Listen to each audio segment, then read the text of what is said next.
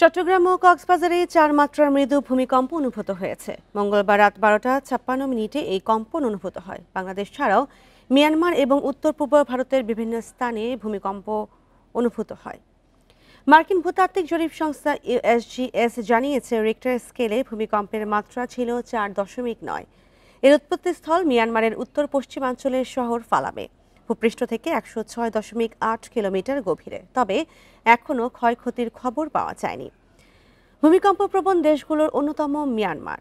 ভারত ও Eurasia tectonic প্লেটের মাঝামাঝি দেশটির অবস্থান। এর আগে মার্চে মিয়ানমারে ৭.৭ মাত্রার শক্তিশালী ভূমিকম্প আঘাত হানে, যা থাইল্যান্ড, বাংলাদেশ, ভারত, কম্বোডিয়া ও চীনেও অনুভূত হয়।